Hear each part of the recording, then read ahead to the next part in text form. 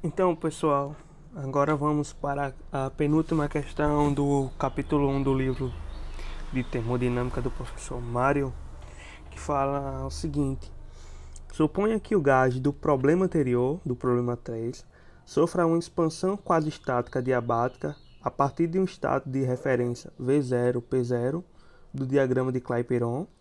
Ao longo da diabática, o calor trocado é nulo, de modo que o trabalho realizado pelo gás até um ponto genérico Vp é igual à variação de energia ΔU, ou seja, ele dá essa equaçãozinha aí do trabalho. Aí ele pergunta, usa essa equação para determinar a equação da curva adiabática que passa pelo ponto de referência. Então bora lá, escrever essa equação que ele dá. Menos integral de V0 a V, P dV, é igual a 3 meio de PV menos 3 meio de P0 V0. Ele quer que a gente determine a equação da curva, ou seja, no diagrama de Clapeyron, no gráfico que é PV, a gente sabe que o gráfico de uma diabática é essa curva aqui, e ele quer que a gente ache a equação dessa curva. Vamos supor que é uma função, supor não, é uma função PV, e que essa função vai depender das variáveis P, vai depender da variável V. Vai ser uma função da pressão em relação ao volume. Então, bora lá resolver essa questão. O nosso objetivo aqui vai ser achar a equação P, uma função P que vai depender desse volume V. Então, ele fala no livro, dá uma sugestão, derive ambos os lados da equação para chegar numa equação diferencial. Então, é isso que a gente vai fazer. Nosso primeiro passo vai ser derivar a expressão. Antes disso, deixa eu falar sobre um teorema fundamental que é visto no cálculo. A gente sabe que a integral ela tem duas funções. A primeira função dela é a função de antiderivação, quando não é uma integral, que vai estar bem definida, e outra função é a área. E um dos teoremas do cálculo fala o seguinte: se eu for fazer isso aqui, fazer a derivada de uma integral de uma função que está dependendo da mesma variável em que eu estou fazendo a referência da derivada. Isso daqui é como se fosse a derivada anulasse a integral. Porque como a integral é uma antiderivada, se eu derivar essa integral, ou seja, essa função que eu vou encontrar na integral, eu vou chegar na própria função que está dentro da integral. Então é esse teorema que a gente vai usar para derivar logo essa primeira parte, esse primeiro membro da nossa equação. Então bora derivar toda essa expressão aqui. Vai ficar como? Eu vou derivar toda essa função em relação a dv. Ou seja, então eu vou fazer uma derivada de dv. Então bora lá. Vou derivar de dv os dois membros da equação. P dv sem igual. Aqui vai ficar a derivada de todo esse termo aqui, não é isso? Só que a subtração da derivada, eu vou fazer o seguinte, uma propriedade. D dv de, deixa eu ver, f de v menos g de v vai ser igual a, se eu fazer a derivada da função f de v e depois menos a derivada da função g de v. Ou seja, a derivada da diferença é a diferença das derivadas. Então, bora continuar. Vou escrever logo essa diferença, vai ficar a derivada de dv desse termo aqui, 3 meio de pv, menos a derivada em relação a dv de 3 meio de P0V0. Então, bora lá. A gente vai aplicar esse teorema do cálculo nesse primeiro lado, no lado esquerdo da equação. A derivada da integral vai ser a função, né? Vai ser menos p, com esse menos daqui. A gente sabe que a derivada da integral vai ser igual a essa função daqui dentro, que é o p. Com esse menos fica menos p, então bora lá. E agora, como é que vai ficar a derivada desse termo aqui? A gente sabe que P não é uma constante. P está sendo uma pressão genérica que ele está dando. E V também não é uma constante. Então, quando eu faço a derivada de dois termos, vou fazer essa derivada em relação a V.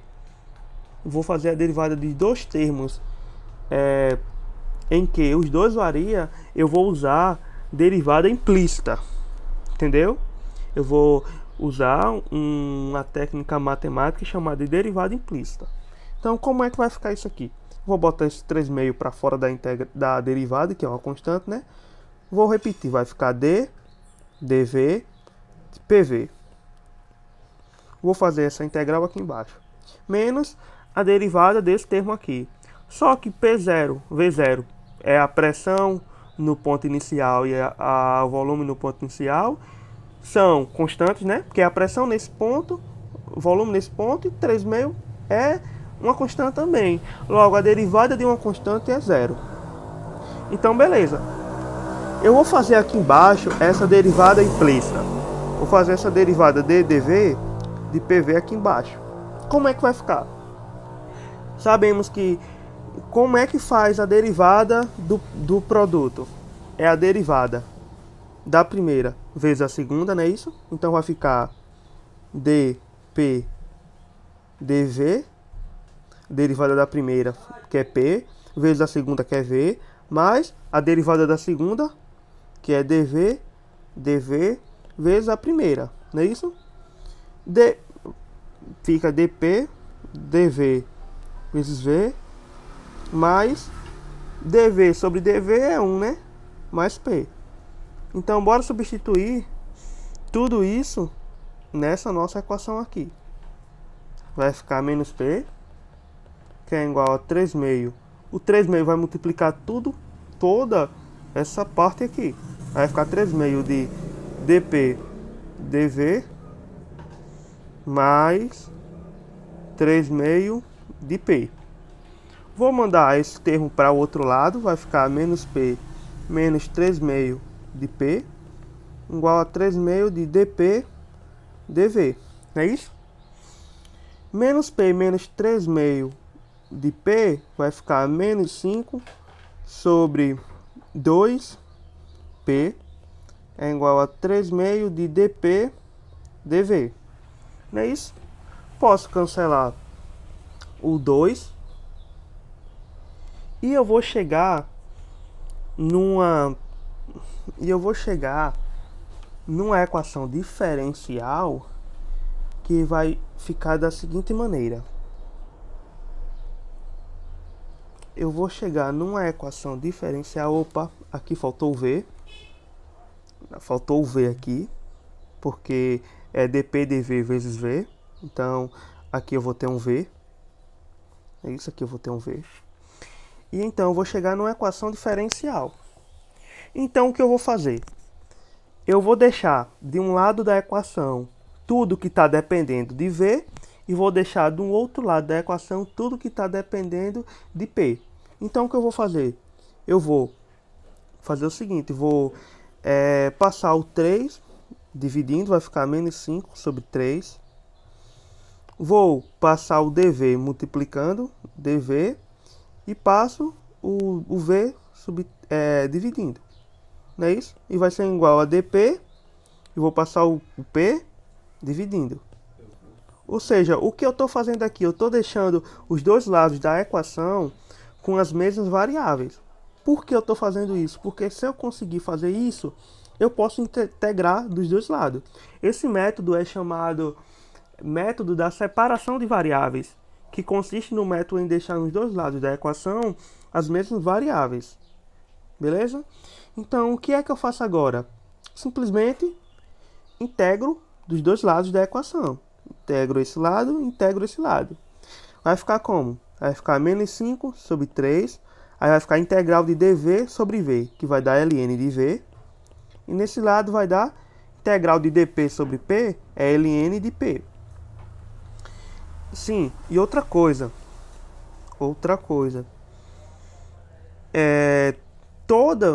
Quando eu integro esse lado, aparece uma constante. Quando eu integro também esse lado, vai aparecer outra constante. Só que eu vou passar a constante desse lado para esse outro lado. Então vai ficar, no fim do caso, vai ficar uma constante. Vou chamar de C, ln de P.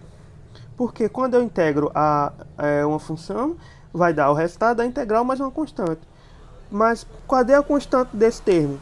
Vamos fazer de conta que eu peguei essa constante, passei para esse lado subtraindo.